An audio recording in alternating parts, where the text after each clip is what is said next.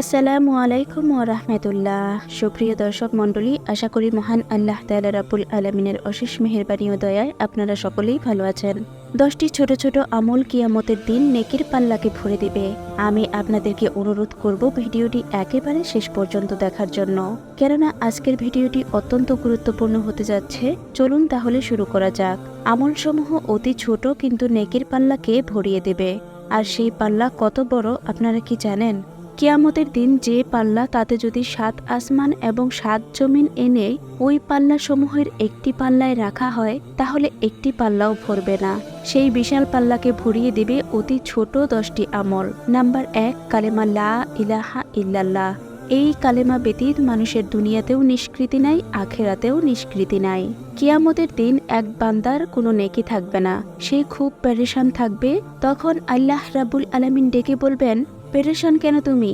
পেরেশান হইও না, তোমার একটি আমল আমার কাছে আছে। ফেরেশতাদের নির্দেশ দেওয়া হবে, তারা ওই আমলের একটি কার্ড, ছোট একটি পতাকা নিয়ে আসবে।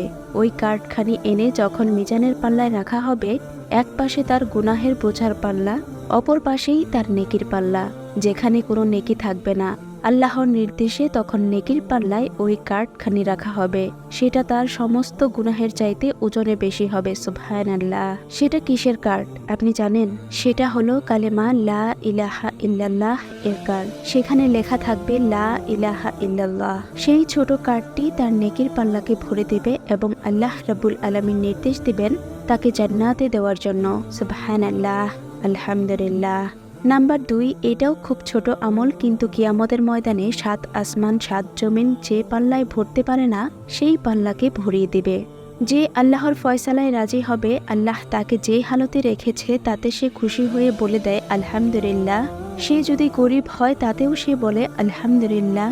সে যদি অসুস্থ হয়, তাকে যদি কেউ জিজ্ঞেস করে আপনি কেমন আছেন, সে বলে আলহামদুলিল্লাহ। সকল প্রশংসা আমার প্রভুর জন্য, আমার আল্লাহর জন্য। আমি ভালো আছি কারণ সে অন্যের তুলনায় তো ভালো আছে। আমরা সামান্য সর্দি জ্বর হলে পেরেশান হয়ে যাই, আমরা আল্লাহর না শুকর করি। সেটা উচিত নয়, বরং সদা সর্বদা আল্লাহর প্রশংসা করতে হবে। এক লোক মসজিদের মধ্যে নামাজ পড়তে গিয়ে সে যখন মসজিদ থেকে বের হলো, দেখতে পেল তার জুতা চুরি হয়ে গিয়েছে। সে খুব পেরেশান হয়ে গেল। মসজিদ থেকে খালি পায়ে প্রচন্ড গরমে হেঁটে চলে যাচ্ছিল। সে খুব পেরেশান। কিন্তু কিছু দূর গিয়ে সে দেখলো এক লোক, সেও মসজিদ থেকে নামাজ পড়ে বের হয়েছে, কিন্তু তার দুটি পা নেই। তখন সে শুকরিয়া আদায় করলো, আল্লাহর প্রশংসা করলো যে আমার তো দুটি পা আছে, কিন্তু এই লোকটির তো দুটি পাও নেই। সেই জন্য আমরা সব সময় আমাদের চাইতে যে কষ্টে আছে, যে দুঃখে আছে, যে পেরেশানিতে আছে, তার কথা যদি আমরা খেয়াল করি, তাদের তুলনায় আল্লাহ আমাদেরকে সুস্থ রেখেছেন, ভালো রেখেছেন। সে কথা যদি আপনি খেয়াল করেন, তাহলে আপনার সকল দুঃখ পেরেশানি দূর হয়ে যাবে এবং আপনি বলতে পারবেন আলহামদুলিল্লাহ। হাদিস শরীফে আছে যে সন্তুষ্টি চিত্তে আলহামদুলিল্লাহ বলে, কিয়ামতের দিন দুটি পাল্লা নেকি দ্বারা ভরে দেওয়া হবে। সুবহানাল্লাহ।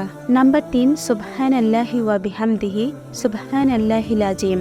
আমলটি খুব ছোট, কিন্তু এর দ্বারা নেকির পাল্লা ভারী হয়ে যাবে। এই দুটি কালেমা আল্লাহর খুবই প্রিয়। জিহ্বার জন্য, মুখের উচ্চারণের জন্য এটি খুবই হালকা, কিন্তু মিজানের পাল্লায় এটি খুবই ভারী হবে। তা হলো সুবহানাল্লাহি ওয়া বিহামদিহি সুবহানাল্লাহিল আযীম। খুব বেশি বেশি এই জিকিরটি করতে থাকুন, তা আপনার নেকির পাল্লাকে ভারী করে দেবে। নাম্বার 4, সৎ চরিত্র। রাসূল সাল্লাল্লাহু আলাইহি ওয়াসাল্লাম ইরশাদ করেছেন, সৎ চরিত্র কিয়ামতের দিন সবচেয়ে ভারী আমল হবে। আমাদের প্রিয় নবী সাল্লাল্লাহু আলাইহি ওয়াসাল্লাম সৎ চরিত্রের 3টি সূত্র বলেছেন। সৎ চরিত্রের সূত্র হলো নাম্বার 1, হালাল তালাশ করা, নাম্বার 2, হারাম থেকে বেঁচে থাকা এবং নাম্বার 3, ঘরের লোকদের প্রতি উদার হওয়া। আপনি ঘরের লোকের জন্য খরচ করতে, তাদের খাওয়া দাওয়ার ব্যাপারে, কাপড় চোপড়ের ব্যাপারে, তাদের যে কোনো প্রয়োজনের ব্যাপারে, হালাল প্রয়োজনের ব্যাপারে উদার হওয়া, মুক্ত হস্তে তাদের জন্য খরচ করা। এই 3টি সূত্র আপনি মনে রাখবেন, তাহলে আপনি সচ্চরিত্রবান হিসেবে গণ্য হবেন এবং এই আমলটি আপনার মিজানের পাল্লাকে ভরিয়ে দেবে। রাসূল সাল্লাল্লাহু আলাইহি ওয়াসাল্লাম বলেন, অনেক বড় সফল ওই ব্যক্তি যার মধ্যে 5টি জিনিস এসে গেছে, যা তার নেকির পাল্লাকে ভরিয়ে দিবে। নাম্বার 1, লা ইলাহা ইল্লাল্লাহ। নাম্বার 2, সুবহানাল্লাহ। নাম্বার 3, আলহামদুলিল্লাহ। নাম্বার 4, আল্লাহু আকবার। এবং নাম্বার 5, যার নেককার একজন সন্তান মৃত্যুবরণ করেছে এবং সে ধৈর্য ধারণ করেছে।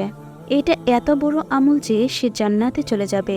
নাম্বার 6, যে ব্যক্তি নিজের মুমিন ভাই বোনদের জন্য দোয়া করেন, অর্থাৎ অন্যদের জন্য দোয়া করবেন। আমরা শুধু নিজের জন্যই দোয়া করি। যে ব্যক্তি অপরের জন্য দোয়া করবেন তার নেকির পাল্লা ভারী হয়ে যাবে। নবী করিম সাল্লাল্লাহু আলাইহি ওয়াসাল্লাম বলেন, যে ব্যক্তি শুধু এতটুকু বলবে, আল্লাহুম্মা গফিরলি মুমিনিন ওয়াল মুমিনাত, অর্থাৎ হে আল্লাহ তুমি মুমিন নর নারীদেরকে ক্ষমা করে দাও, তার নেকির পাল্লা ভারী হয়ে যাবে এবং এই আমলটি তার নেকির পাল্লাকে ভারী করে দেবে, যা তার জান্নাতে যাওয়ার জন্য সহায়ক হবে। সুবহানাল্লাহ। নাম্বার 7, জানাজায় অংশগ্রহণ করা। নবী করিম সাল্লাল্লাহু আলাইহি ওয়াসাল্লাম ইরশাদ করেন, যে জানাজায় অংশগ্রহণ করে তার আমলনামায় উহুদ পাহাড়ের সমপরিমাণ নেকি দেওয়া হয়। আর যে জানাজার পরে দাফন সহ সেখানে অবস্থান করে দাফন কার্য সম্পন্ন করে আসে, তার জন্য 2টা উহুদ পাহাড়ের সমপরিমাণ নেকি দেওয়া হয়। আপনারা কি জানেন উহুদ পাহাড়ের ওজন কতটুকু? এটা হিসাব করা সম্ভব নয়। মানুষকে দেখানোর নিয়তে নয়।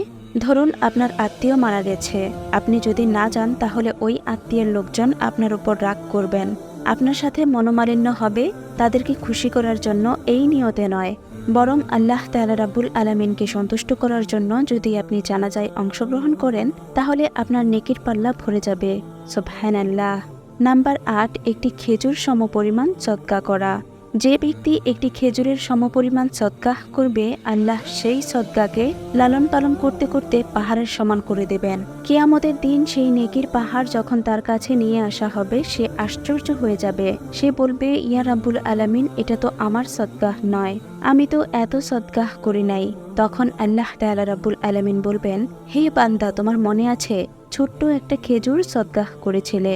সেই ছোট্ট খেজুরটিকে লালন পালন করতে করতে আজ আমি পাহাড় সমান করেছি।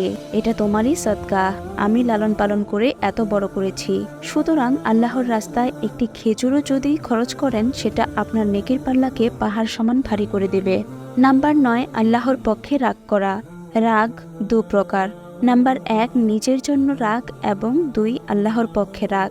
আজকাল আমাদের নিজের জন্য মনের মধ্যে রাগ আসে, আল্লাহর পক্ষে রাগ আসে না। যেমন আপনার সন্তান স্কুলের পড়া রেডি করে নাই বা ঘরের দরকারি কোনো বস্তু নষ্ট করে ফেলেছে, আপনি তখন রাগান্বিত হয়ে যান, রাগ করে বকা দেন, মারেন। আপনার সন্তান যদি স্কুলে বা কোচিংয়ে যেতে না চায়, আপনার রাগ লাগে। পড়ালেখা না করলে আপনার রাগ লাগে। কিন্তু আপনার সন্তান যদি নামাজ না পড়ে, তাতে আপনার একটুও রাগ আসে না। অথচ আপনার আমার উচিত হলো আল্লাহর হক নষ্ট করলে তাতে বেশি রাগ আসা। যদি এমন হয় আল্লাহর পক্ষে রাগ করা হয়, তাহলে আখেরাতে নেকির পাল্লা ভরে যাবে। সুবহানাল্লাহ।